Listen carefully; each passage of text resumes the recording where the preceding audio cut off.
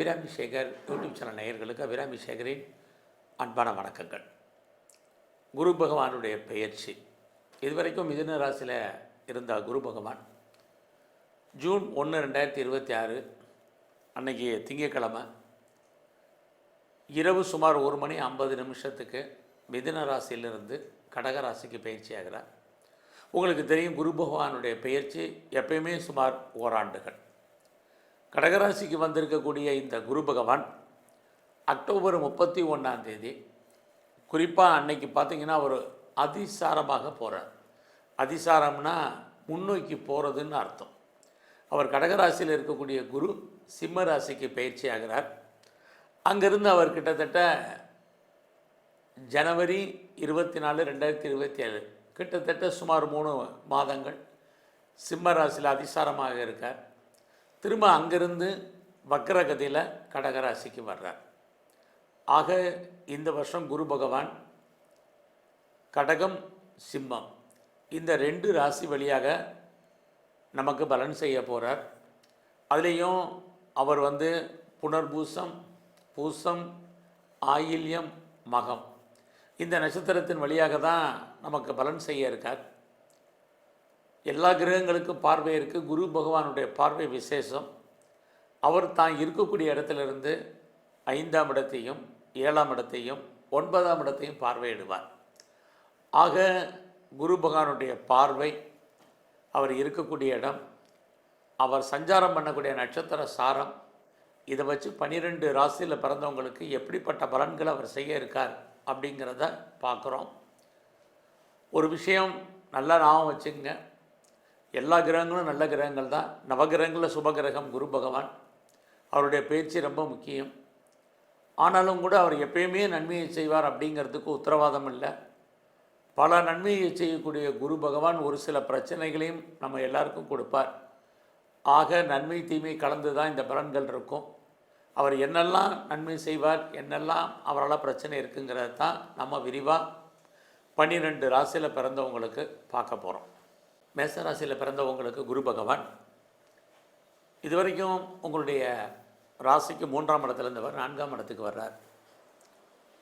அவர் அங்கேருந்து தான் பலன் செய்ய இருக்கிறார்.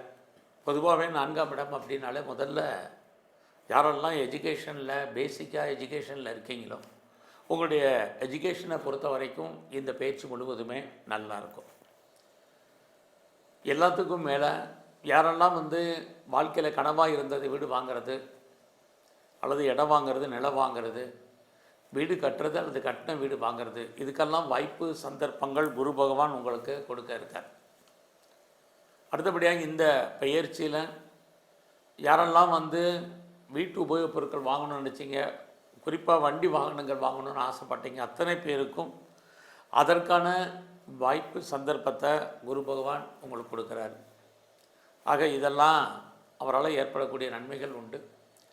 அடுத்தபடியாக பார்த்திங்கன்னா யாரெல்லாம் பெரிய லெவலில் உற்பத்தி சார்ந்த துறையில் இருக்கீங்க, நான் பெரிய லெவலில் ப்ரொடக்ஷன் சைடில் இருக்கேன் அல்லது பெரிய லெவலில் நான் மேனுஃபேக்சரிங் ஃபீல்டில் இருக்கேன் அப்படிங்கிறவங்களுக்கு இந்த பயிற்சி நல்லா இருக்குது.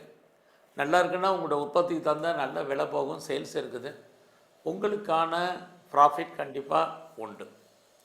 ஸோ இந்த காலங்களில் யாரெல்லாம் ரொம்ப நாளாக அம்மாவுடைய அன்பு ஆதரவை எதிர்பார்க்குறீங்களோ கிடைப்பதற்கான வாய்ப்பு நிறையா உண்டு. அம்மா விஷயத்தில் மறுபடியும் இன்னொரு விஷயம் சொல்கிறேன். பட் இருந்தால் கூட இந்த பெயர்ச்சி முழுவதுமே உங்களை பொறுத்த வரைக்கும் உங்களுடைய கௌரவம், அந்தஸ்து, புகழ், செல்வம், செல்வாக்கு, கீர்த்தி ஏதோ ஒரு விதத்தில் கூடும். அதிலே பார்த்திங்கன்னா மேச ராசியில் பிறந்த உங்களுக்கு அவருடைய பார்வையின் பலனாக யாரெல்லாம் பெரிய லெவலில் கவர்மெண்ட்டால் நல்லது நடக்கணும் அல்லது காரியம் ஆகணும்னு எதிர்பார்த்து காத்துட்ருக்கீங்களோ அது நடக்கும்.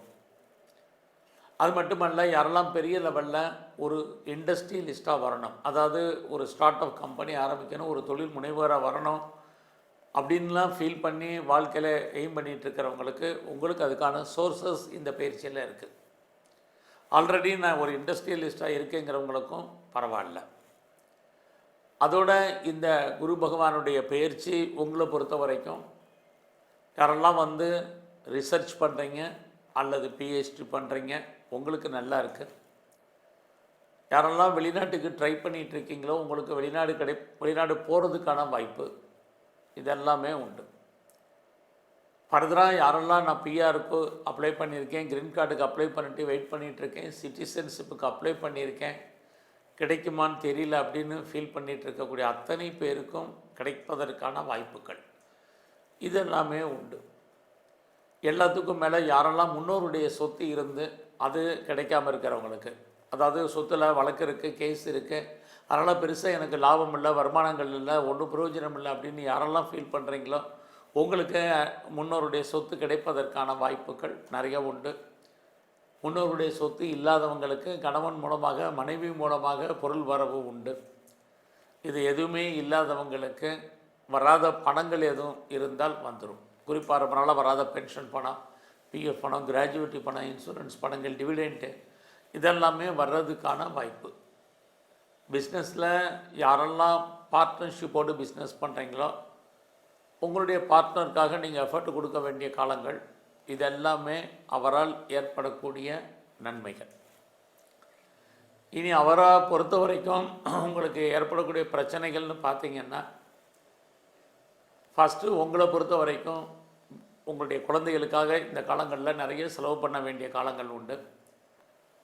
குழந்தைகள் உங்களை விட்டு பிரிய வேண்டிய காலம் அல்லது அவர்களை விட்டு நீங்கள் பிரிஞ்சிருக்க வேண்டிய காலங்கள். அது இல்லாமல் இந்த காலங்களில் அடிக்கடி சுபகாரியங்கள், சுப நிகழ்ச்சிகளுக்காக செலவு பண்ண வேண்டிய சூழ்நிலைகள் இது அத்தனையும் இந்த பயிற்சியில் உங்களுக்கு இருந்துக்கிட்டே இருக்குது. யாரெல்லாம் ரொம்ப நாளாக கிட்ஸை எதிர்பார்த்து காத்துட்ருக்கீங்களோ டிலே ஆகிறதுக்கான வாய்ப்பு, ட்ரீட்மெண்ட் எடுத்து சக்ஸஸ் ஆகாதவங்களுக்கு கொஞ்சம் வெயிட் பண்ண வேண்டிய சுச்சுவேஷன், ட்ரீட்மெண்ட் கண்டினியூ பண்ண வேண்டிய சூழ்நிலைகள் இதெல்லாமே இந்த பயிற்சியில் உங்களுக்கு இருக்குது. ஸோ இந்த பயிற்சி முழுவதுமே உங்களை பொறுத்த வரைக்கும் நீங்கள் பிஸ்னஸ் பண்ணிகிட்டு இருந்தீங்கன்னா பிஸ்னஸில் ரொம்ப கான்சன்ட்ரேட் பண்ணுங்கள். அது கொஞ்சம் ரொம்ப நல்லது. இந்த காலங்களில் மெயினாக யாருக்கும் கடன் கொடுக்காதீங்க. பிஸ்னஸில் திரும்ப வர்றதுக்கான வாய்ப்புகள் இல்லை. ஸோ உங்களுடைய பணம் மொத்தமாக முடங்கி கொள்ளும் அல்லது லாக் ஆகிறதுக்கான வாய்ப்பு இருக்குது. அதனால் யாருக்கும் பெருசாக கடன் கொடுக்காதீங்க.